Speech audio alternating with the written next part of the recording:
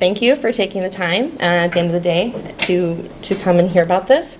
So I'm really excited to be here. If we haven't met, I'm Marissa Epstein, or Mars Epstein, Mars Toy Ships, a lot of my handles. And I'm a senior user experience designer at Lullabot. Been there for about 5 years.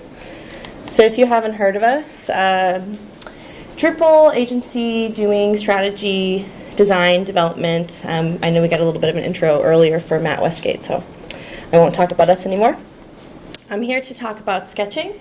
So I want to show you how I share ideas, make decisions, and just get on with it.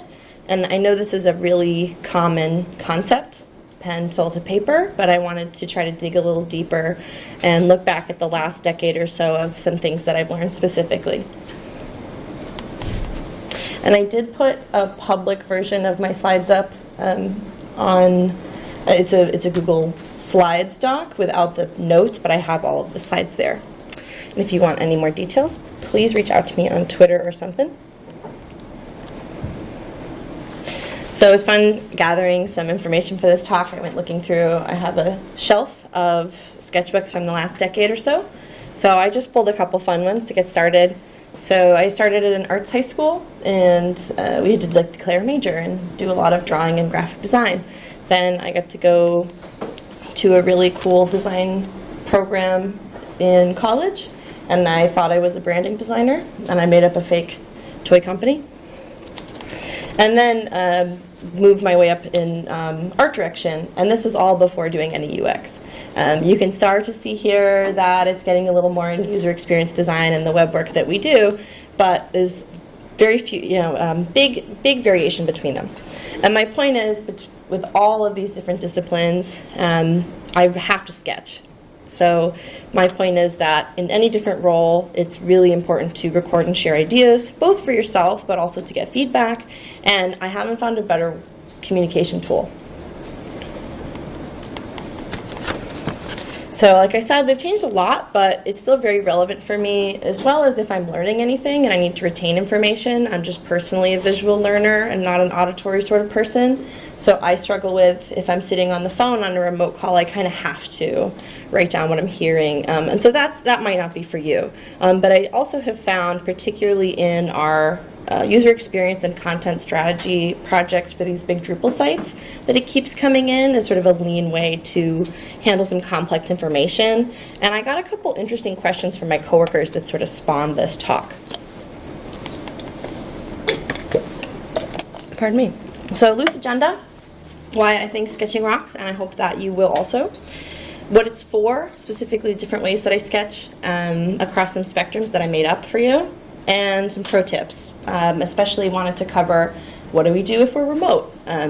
Little things like that. And my last bit of intro, this was actually, I think, last year's design for Drupal, but I saw Mike Rhodes speak, and he's an awesome sketchnoter. So I found my old sketches from the notes of his sketchnoting talk. It's very meta, but I want to encourage you, if you want to unplug, if you have, I should have brought paper, I will next time, and just encourage you, if you want to unplug and doodle a little bit, it might, amuse you as well. But the idea of sketchnoting really is writing less, drawing a little more, trying to just distill key ideas, and then do you need to make connections? Is there something that really benefits from arrows and circles and bubbles and that sort of thing? And I love using action items, so this is a to-do, this is a question, this is an idea. I have these little keys. I always do a cue for something I know I need to follow up with a client, that kind of thing. But it's whatever works for you. I just wanted to show you some ideas. And if you do that, I would love to see them. So I made this up as well. If you want to post them to Twitter or Instagram or such, or any examples from old projects or old sketches, if you go looking through your books, I'd just love to see what everybody else is up to. Okay, so why I love sketching. I'll try to go through this quickly, especially if you're already familiar. Obviously very fun and creative, but it does offer a real return on investment, like we've been talking about with some of these other soft skills. It's so light, it's so fast, so it's much cheaper than a lot of the design work that is, considered more traditional. It's really low effort. It doesn't require special skills. It doesn't require special tools. If you ask some of the Lullabots, they'll disagree because they have like their marker and their thing. And that's great, but you don't need it. So if you, like I was hoping to say, here's some printer paper. I didn't bring it with me, but you take a pack of pencils, a pack of printer paper, and you can have a whole room solve a problem. That's pretty fantastic. Or at least go back to their desks with a solution to explore. So I like the quote, the best camera is the one you have. You don't really need to get fancy, and I have a specific example of that. I'm going to out myself later. The barrier to entry is also really low. Obviously, this is a very creative UX, interactive design associated task, but I think anybody that needs to visualize an explanation can benefit from this. And I've helped a lot of product owners and product managers especially with this, of how does the work get bucketed, how do things flow together. Let's just take a whiteboard and start to illustrate that. And also I've had a very proud moment, a developer sketch something to explain it to me. So I think it's more open than people think. It's also really fast to grok. It's faster to do, and it's faster to understand. I'm guilty of writing 75-page strategy briefs and, calling out a couple quotes and bullet points and hoping people read those. But if it's especially really complex, having a visual versus a detailed list of steps is going to be easier for them. I recommend watching Ted Wojcik's TED Talk called Have an Organizational Problem, Show Me How You Make Toast. And so he asked these groups to illustrate how they make toast step by step without any words and without speaking to each other. So they did cheat and put the yum in there, but I'll let that slide. You can see how clear it is, and it moves in a system, and I just learned how to make toast from this if I am from another planet. And all of the sketches that he goes through are extremely different. Everybody interprets it differently, but you can see how they're still very clear.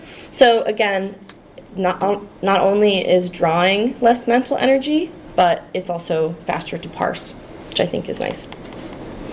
My favorite thing of all is that it's very iterative, so you can create a ton of ideas in one sitting, you can throw them away, you can put two together, you can have a new version, you can riff on something very quickly in a sitting. And so I wanted to make the point here before I forget as well, is that sometimes it is appropriate to make something very messy. It's very easy, and it's easier to pull apart, and if you have something that's beautiful and perfect, it can be hard to even give feedback because you kind of don't want to ruin the person's plan. So I'm sure you have, I'm going to assume that you have related to this before, of getting this beautiful thing and then someone says, what if, or we did this research and it doesn't work, or you have a valid reason, whatever it is, that you can feel like killing your darling. So a lot of authors have said this, but I like the Stephen King one. Even when it breaks your egocentric little scribbler's heart, kill your darlings. So if you're working in such a low fidelity like sketching, you can just throw them out. If there's an issue, you can rework it. You can catch that way before code, but also before, pixels. I will try not to mention this every couple slides, but I really like dry erase boards because you can put stuff on top of them, you can iterate, but it's essentially forcing you to erase it when you're done. So it has to just answer the question, make the decision, show the example, and then if you want to take a picture, sure, but you have to erase it. It's kind of nice. All right, so assuming everybody's convinced, I made up these three spectrums because the other 2 points of my agenda overlapped a lot, and I'm going to focus on the last two. So I think alone or in a group are pretty straightforward, and I speak to them a little bit in the others. Also, I wanted to note that it is a spectrum because maybe you're the only one sketching, but you're in a group, such as right now. If I started, that's still like a collaborative exercise, but it has a different flavor. In person and remote, again, fairly straightforward, but there are some differences I wanted to talk about. And then something that really came out developing this talk was that sometimes it's a process and sometimes it's a deliverable. So we've talked a lot about how to use sketching as more of a tool and not just an artifact to make something leaner, but actually get through a process visually. So as you see, we're just going to skip those. And I'm going to go through each of those now. So straightforward, sketching in person at a table. This could be its own talk, but Lullabot does a lot of these discovery strategy on-site things. It could be tons of different versions, clients and a significant representation of the team, if not the team, from different disciplines. And sometimes we're just trying to figure out what the problem even is, not solve it. We just need to understand, what is it you want? How should we plan this project? What does success look like? And really just get on the same page together. So it's not necessarily that now we have a solution, but at least everybody got to share their opinions, and we get to hear about it. We were talking about this earlier. It's a little bit like therapy. Sometimes we have a designer per person that can actually sketch with them or lead a group or something like that. So I did want to throw this in of a strategist asking a client, do you mean like this? And that's a lot of what we're doing. But I do want to encourage everybody to sketch, which I'll talk about. But yeah, as I said, I keep getting ahead of myself here. A lot of the on-site workshops that we do are really just about group consensus, not here's what we should do, here's how we're going to do it, but what is the point? Do we all see the problem? Are they prioritized appropriately? Try to kick the tires. So I've talked a little bit about the people and the politics, so I'm going to kick that can a little further down the road and talk about some basics of sketching in person. If you can't tell from my slides, I like to use dot grid. I recommend using some sort of template to keep your slides clean or your sketches clean. And so a grid, dot grid, whatever works for you. But you can also use custom templates and get really fancy with that. There are a ton of versions of these, but at Lullabot we try to have a printout of desktop and one printout with a tablet and 2 phones, and that is one page that we sketch at the same time. So we're always thinking through that. Recently, I worked on a project where they had a sidebar that was what it was, and we needed to account for that. So I put a block for the sidebar right into the template, so we knew that we had to sketch around it. So you might find that if you're working on the same in-house site, that you might benefit from that too. So one thing that we struggled with is what to do with the sketches. Somebody flies home with the manila folder, and where are they? Or you have them, but was this the one from October or what? So I did want to note, please label them, topic, version, person. We'll often do a date, maybe a version of what page it is, what it is specifically. And then I really like the app Jotnot, which I took a couple screenshots from here, that lets you skew the photo to the edges of the page and then increase the contrast. So it's sort of like a hacky scan from your phone. As far as tools, I already said whiteboards. I'll add as well these giant sticky post-it pages. I don't know what you call them, like a poster-sized post-it. I love, because obviously you can put post-its on them, but what we do a lot is we're at the front of a presentation. We have a session, and the session is really we're trying to answer this one question, fill this thing out. When we're done, we pop that on the wall to the next session. But then we have this growing, beautiful wall of context, and we come in the second day and say, oh right, these were our personas, and we're able to answer more detailed questions having that information. I actually do this at my home office. It's kind of a running joke because it's in my camera, so everyone knows what project I'm on because I have a couple of phases of takeaways from an on-site, or I was remote for an on-site and kept this kind of going. And so the project is done when I have no more post-its, pretty much. Yeah, so as I mentioned here, this one they're using whiteboards instead of the sticky pads, but we were doing a card sorting exercise where we were looking right at the personas and business goals and all these things from a day ago. So having that context is really helpful. You know, maybe hang up the sketches, but just make sure that you use them during the on-site.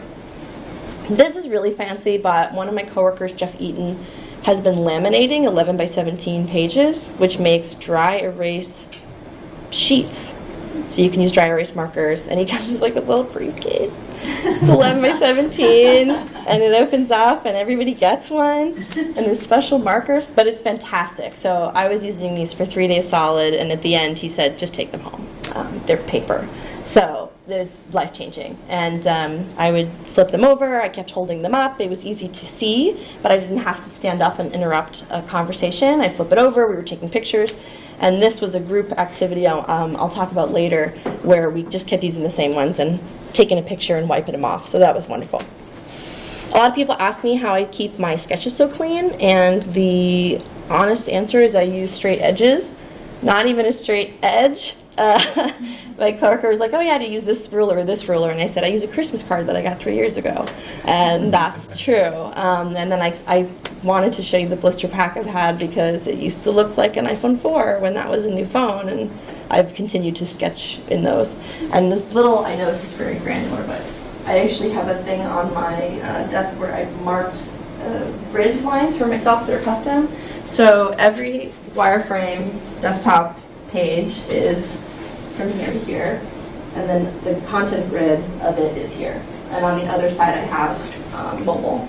So I have the width of the page and the width of the content in the page, which is great because if I have to do a gigantic page, I can Frankenstein them together, and my desktop pages are always the same width. So I realize it's like a very neurotic explanation of 4 dots, but it's really helpful. Okay, 1 of 4.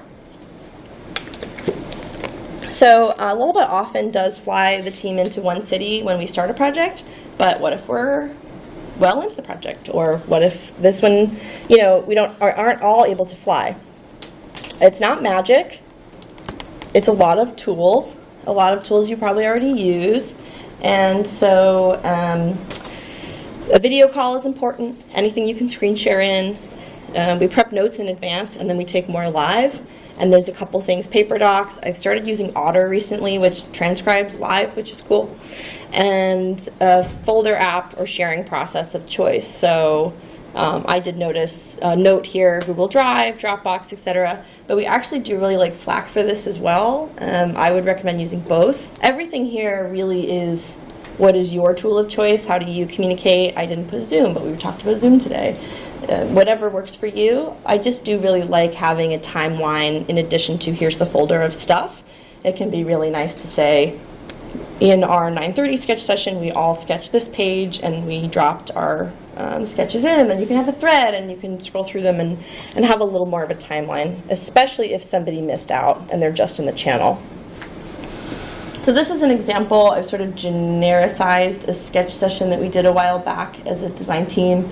The point I wanted to make here is that you're not entirely on the phone, even though it's like 3 hours. So I just thought that'd be fun to banter. So you have what are you actually doing today, and then what are we doing in the next half hour. So this is a lot of the prep that I've done is presentation modeling and stuff I'll show you. But we have briefing A, we sketch the thing for 10-15 minutes, it's very short.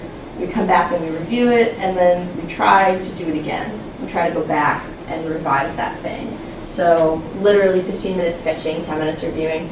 And then each of these, if you sketch here, you have a break, we leave our hangout. So we say, all right, this is the time, we'll see you at this time. And a lot of us will take our headphones out, maybe you're still in the call, but turn on your music, do your thing in your office, check out, and then let everybody know when you're ready in Slack and come back in. And I love when you share your ideas in the review session, even just give people 5 more minutes and say, do you want to fix anything? And those sketches are usually significantly better than the first thing that we did because it's, oh, Maggie had this amazing thing, and Jen did this, and I like that so much better than what I did, and I have a better idea than what you had talked about. Or maybe you have a problem and someone just solves it on the spot for you, and you want to go back and doodle that. That happens a lot to us, actually. I like using a USB desk camera for that if you get into this sort of thing, because you don't have to scan it. The jot knot can lose it a little bit, and it's live, so you can point awkwardly with your pencil. You can make changes right there, or put a thumbnail in the margin and say, is this what you meant by this change? But I've just found this to be a handy little addition for anyone that's remote. And I'll talk more about digital iteration a little bit later, but I do think this is a nice advantage of remote sketching because you're already presenting a digital version of your sketch, so you can do that however you want, and you can get as fancy as you want. So I used to go into Photoshop and make one listing and doop, doop, doop, and now I have a beautiful blog page, and that has just become more and more elaborate as time has gone on. So this is Figma. It's very similar to Envision and Sketch put together.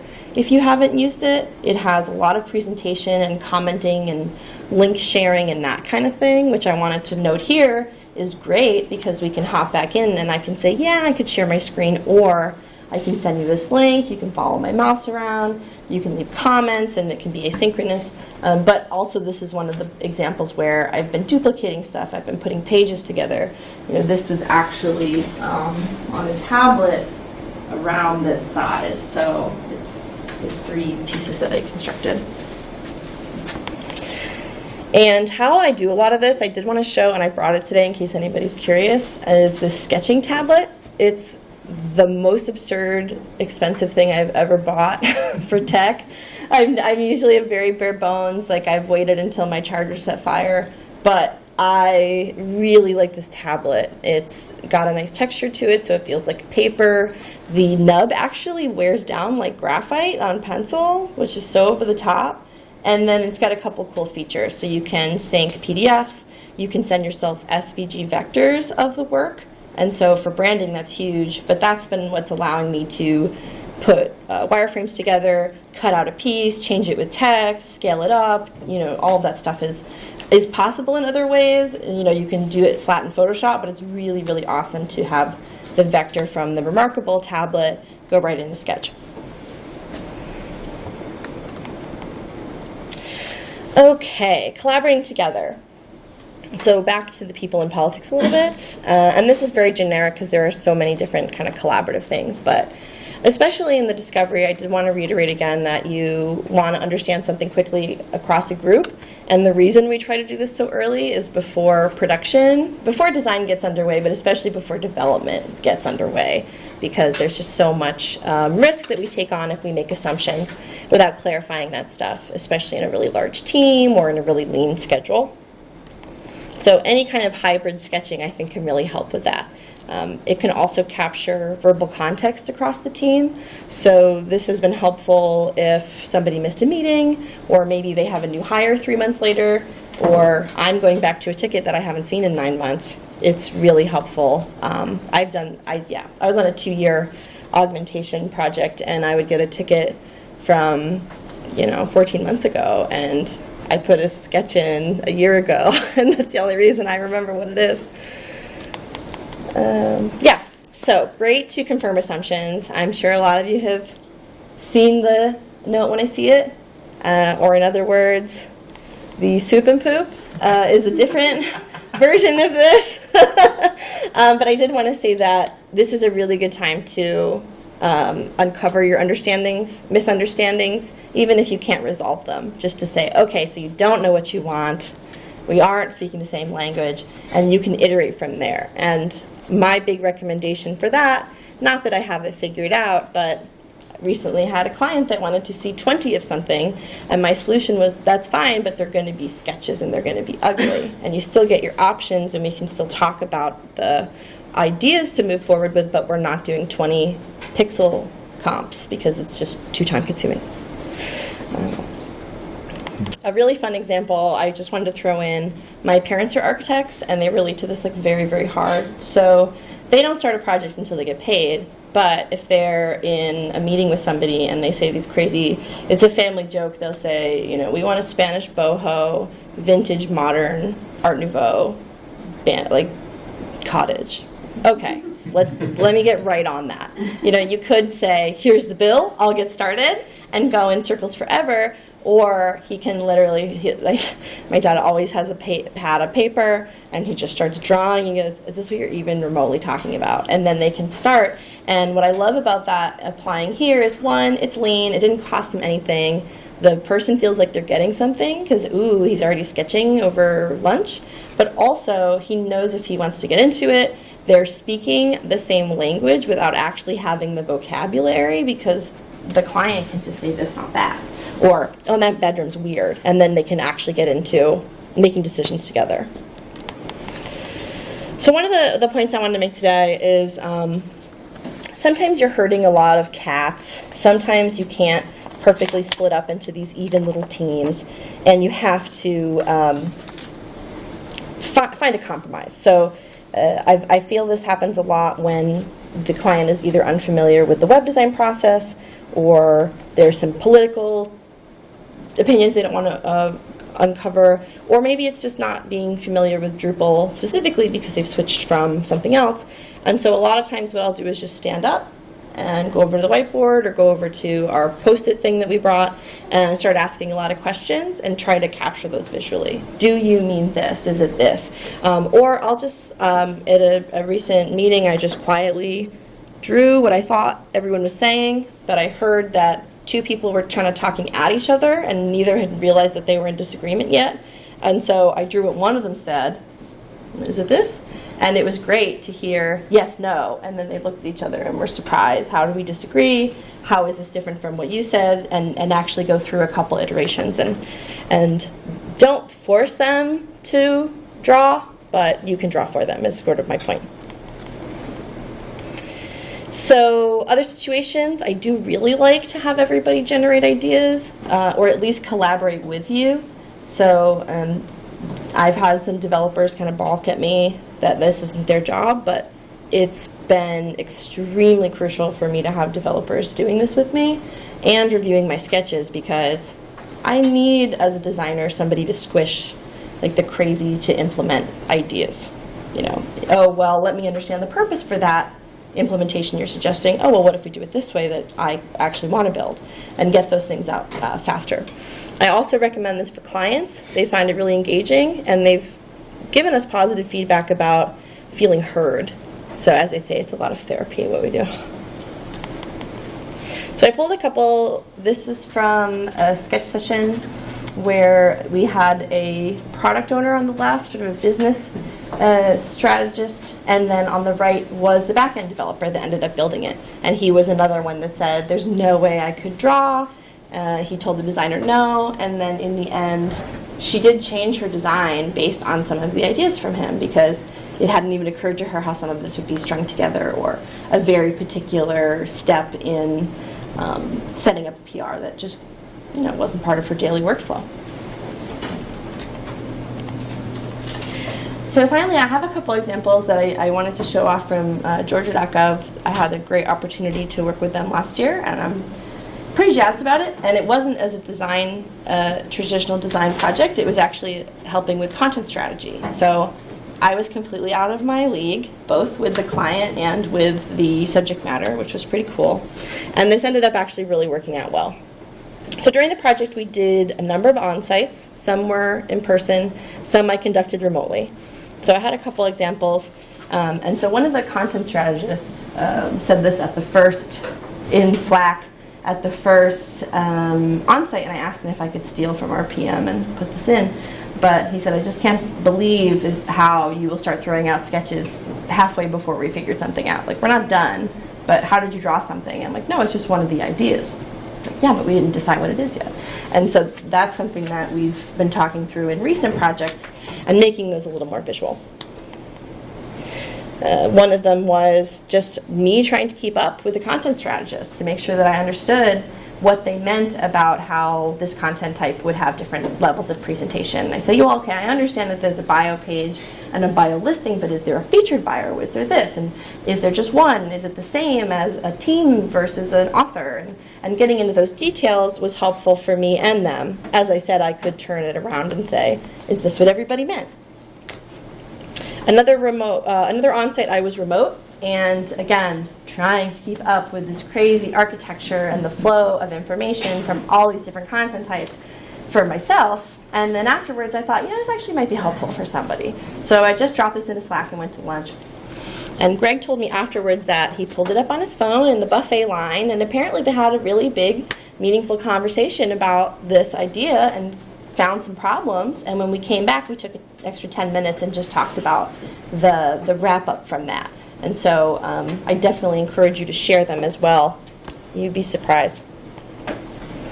My third on-site activity example, and then I'll move on. This was really fun. We got to actually sketch with the government agency administrators, so the people that were working on Georgia's Department of Labor and Revenue and Environmental Protection came in, and they all had very different needs, but this platform had to work for, I think, 110 sites, so we had to start somewhere.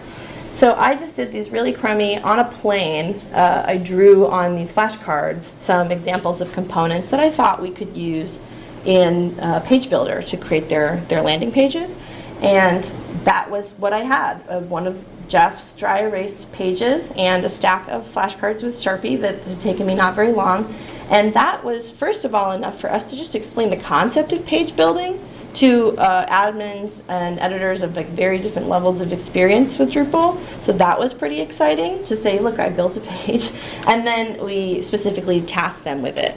So I said, here's a page that we printed out from your site. I know this has been important in previous interviews. How would you make this using this task? And it was enough to have those little sketches for them to just sort of try to stack a page on one of these whiteboard sheets. But the reason that I bring this one up, and I was pretty proud of this, is just the little detail of having the whiteboard as a background, because we've done an activity like this before where you're just sorting on the table. But this encouraged them to get a marker and say, well, I don't see this kind of thing. I could use what you offered me, but could this 4 block go to 8? And we say, show us, and then draw that out. And then we're leaving with these pictures of, landing pages. I know it's marker, but landing pages they've essentially approved, understanding of if we need to change our components. Anything that was missing was called out pretty well. Okay, so finally, the way I've been starting to sketch more, which is fairly different from that, is as either the actual deliverable, but more likely an initial round of deliverables. This is about communication as well, usually at a later phase, but I wanted to just make the obvious point, if I haven't already, these don't need to be beautiful, they don't need to be pixel perfect. I struggle a lot with designers making pictures of websites. It looks really great, but it's not entirely realistic. And ultimately, the front-end developers, at least that I'm working with, are really just trying to translate that into the documentation and the specs that they need. And so I really try to start with the specs. If I write heading 1 and we have a style guide, I don't need to get any fancier than that in the page because they know what style is going to appear there. So yeah, I think sketching is great for this documentation. And this is just an example of a couple of different issues that I found, and I find that sketching really helps with, is that there are just too many variations. So are you going to make a comp for desktop and tablet and phone, but then you also forgot watch? And then what about really large screens? And what about TVs? And that's just one page. And maybe that's just one state of that page. So here is a blog post, for example, that has a lot of insertable micro content and different components that could be related and related content and these kinds of things based on if it has a certain taxonomy or certain assets or whatever. But I'm not going to build, we were calling them the extra guac pages. I'm not going to build 18 extra guacamole pages. I'm just going to show you a couple sketches are really quick. But even here, you can understand, oh, these things are added, and they don't all have to be here because it's flexible. I feel like it's easier to have those conversations when it's ugly. I mentioned this earlier. I just wanted to show, here is where a lot of our sketches start. So if you walk through my process trying to actually deliver something, I have what we call a presentation model on the right side. So I need to know for a particular template, who is the audience that's going to be looking at this, and is it prioritized in a particular way? What are their needs? And then what are the organization's needs? Does this page have to sell conference tickets? Is there a development expectation that I didn't think of? And then, of course, any other research that we've done. So my point being, I like this because we just drink from this absolute fire hose, and then we can try to get this all down visually. Defining hierarchy, flow of content, layout, overall functionality is all coming into this like tiny little wireframe sketch. So I couldn't not put this example in. This is a game that I made over a weekend with some coworkers. It's called 2,000 Leagues Under the Sea. And the way that it works, you have 3 days. And so by the end of Friday night, you pretty much need to know exactly what you're going to do, what it looks like, MVP, functionality, just sort of defined so everybody can start working the next morning. So this was what I finished before I went to sleep on Friday night, a little bit, and then decided, okay, this is the kind of game, this is the level style, this is where the interactions appear, you have to patch up the sub, pull the lever, it goes up. And here's where the leaks appear, here's where the doors are, that kind of thing. Now, pixel art did follow, but this was enough to get all the developers going and define functionality and start building out a lot of different stuff. It's a skeleton, if you will. Now, the point I wanted to make about that was that this is the first page of that sketchbook for this project. So you can see like an exploding toilet. There's a lot of type that are like written out things that no one can read, and then I would decide which ones are more important or cross stuff out. This submarine is very ugly and weird, but this was helpful for me to get to what I actually delivered. So applying this more to us, every single wireframe I do starts like this. It's a bunch of lists and a bunch of thumbnails and a big mess. I always try to put it together, and I almost never get it on the first try, so I've just embraced making this a really ugly, long page, and then noting changes and things that have to appear, and then finally doing one more. So this is all the same page. This is just a case study for Lullabot, and it's actually like 3 or 4 years old now. But you can see the difference of all the ideas are in there. Some of them have been improved from the first one. And you know, I'm just using this little signal to show that I'm just cutting off here. Obviously, I can connect this. I understand this is a menu that's opening up, that kind of thing, before I was assembling them. And from there, like I said, you can go as far as you want digitally. I really, really like using Figma lately. You can see here I had to build a table, but then they wanted to see it in the page, so I have a couple different versions, that sort of thing. And it's really great for gathering feedback, getting approvals, etc. Yeah. So at this point, we've shared our intentions with the client. We've decided what we even need to design. We've decided, you know, we're ready to estimate, and we can actually start developing some of it. And so I should note the disclaimer here is that obviously this is not the full picture. You can't just sketch all these things and throw them over a wall and call it design. What we try to do this with is always some sort of component library. So very high level, the style guide is our first start with defining type and color and those sorts of visual decisions, and then try to construct a number of components to follow those rules that we can leverage in the wireframes. So I've made a wireframe and then written on the side hero 5, and then in my pattern library I actually have those variations that we can reference. So it's not visual, it's really just more about what appears where, what functions where, and I definitely have another thing that's answering those questions. So I did want to note that. In this project we had one UI designer and one UX designer, so I was sketching and she was styling, and then all of that went to the developers, and that's where it's actually really coming together. It does require a little bit of faith from the client. So how much fidelity is a question I get a lot. I do think you really need to keep it messy and sketchy. I like squiggles and lines. I recommend an X means it's an asset. If it's something important, you can put it in. Please don't try to put examples of what the copy should be, because I find that my clients always fixate on that. So I wrote heading 1 goes here like this, but if I said, you know, this client offers this awesome service, they'd be like, well, really, we call that service something else. And it has nothing to do with what we're talking about. And of course, you want to frame that, but I do want to just say, if you don't need it, it should be a squiggle. It should be a line. If it's not something that you think people are going to ask you what it is, you're going to waste more time doing it.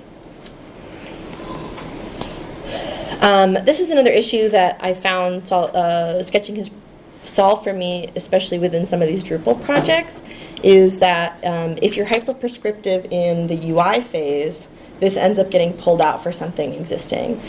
So we ended up using a schedule module instead of a beautiful, meticulously designed schedule, because it was going to take so much work to do, and we didn't realize that there was something available that was so close to what we wanted.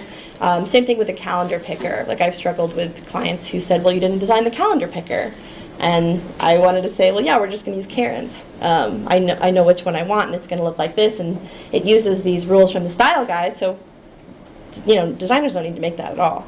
So sketching something really vaguely can really help you with leveraging Drupal modules that are existing.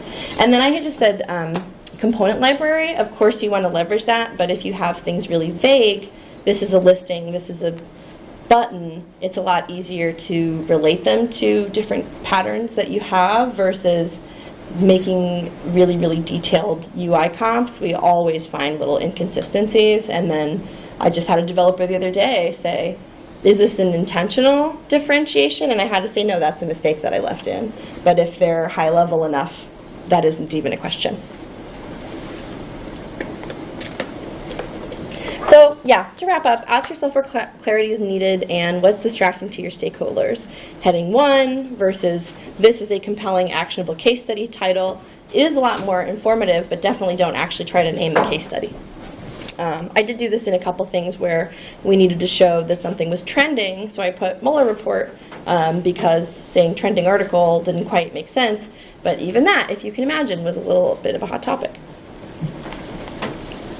So as far as what we use these for, I just wanted to show a couple steps. As I mentioned, I was able to hand the wireframes off to a UI designer, and we took just screenshots and marked things with color, and I said, this is new, this is new, this is new, these are from here, so please design these 3 pieces, or what have you. And this was really helpful for our project manager first, so they were able to keep track of all the design work that we were doing, both if it had been wired or if it was being styled, and then linking to all of those. So as wires are getting approved, we're defining what even needs to be designed, what is unique, which are reusing similar patterns. So you could get really into a design inventory if you want and say, this hero appears in all these places, but we were just kind of defining the pieces and their status. Oops. Then we handed that off to the content team, who made these annotations on the wires. And so a lot of the content modeling had already happened, and we were just making sure that it worked or that we didn't miss anything. But some of them we were doing at the same time. We were working on some media content types at the same time, and he would ping me and say, well, where are you putting this? And so that was kind of a great way to inform with just a messy sketch. And now the developers are actually pulling these up and getting specifics about if something is curated or where it's manually pulling from or automatically pulling from without any formal documentation or any styling. And I love this. I don't know if you can read that back there. It says, I don't know what this is. So this is our development annotation example. So they did the same thing, going through and saying, this is going to be using this data, or it's pulling from this API, or watch out for this, we need a deep discovery here, or asking questions. And so this was great because she sent me this over and said, let me know if you have any issues with 1 through 7. Please take a look at 8. And I was able to go, oh yeah, that wasn't very clear, and I should have used higher content fidelity there, but I had put this little related articles sidebar somewhere else and just thought I could, sneak it in. So this is an iterative process. It's very personal. That's why I showed you my personal stuff. But it's up to you, and it's up to your team what works for you. So you definitely need to ask, set expectations, and you definitely don't want to not share this with a client as well, and then you show them a sketch and they're very surprised and wondering where their pixel perfect page is. So I highly encourage you to set expectations, just ask what everybody needs, or doodle an example and then ask them. And this is a pretty scope talk. I want to throw in one more example. I know I'm almost at time, but I always sketch wireframes, but this works for other things. So this is literally a sketch I drew in October on the back of a stamp, on some stamps, because I just didn't even have paper, while making my dog's Halloween costume. So it's clearly very important. I spent about 13 seconds on the sketch, and then I spent one night building it and one night making it-ish. So not important, but if I hadn't done that when I measured him, I absolutely wouldn't have been able to complete it. It gave me exactly what I needed, even though it wasn't the thing I was delivering, and that was the point I wanted to make. And if anybody's worried, don't worry, it came out really awesome. He was Daenerys' coffee cup in Game of Thrones. Yeah. As we say at Lullabot, ta-da. Do we have a little time for questions, or if anyone wants to hang out, I'll stay. But thanks. So you mentioned you have kind of an overhead camera when you're sketching. Do you just, if you're on a video call, do you just share only the sketch camera, or is there a way to share 2 cameras? That's a good question. You could always join twice. I joined a lot of meetups, meet calls twice with audio and video, but you can switch back and forth, at least with one person in your settings. Most of the time what I do is switch to my camera just when I'm presenting, and then switch back in the same call. Yeah. Further along, like in an implementation process where you still might be giving feedback on like new designs or new sections of the site or something, do you find yourself still going back to sketching like this? Or? Yeah. That was my guess. Yeah. Definitely there's some of that where someone will say, I looked at this and I don't get it, and then I will spin up a comp. But there was a question just the other day where I said, I have no idea, and then I found a content annotation that was added to my sketch. And so we're definitely still using those. I think, not to get too into it, but it really depends what the clients are comfortable with, because a lot of that dictates our process. If they need to see it with fake content in a polished design, then we do it. But my, like especially in this, the content strategist was asking me for sketches, which was nice. Great, thanks. Yeah, thank you. Anything else? All right, well, thanks for the time. Oh. What is swoop and poop? Thanks, Josh. So a client often will have surprise stakeholders, or it can be the same stakeholder that will change their mind. But a swoop is anything unexpected, and a poop is anything you don't like. So they might unexpectedly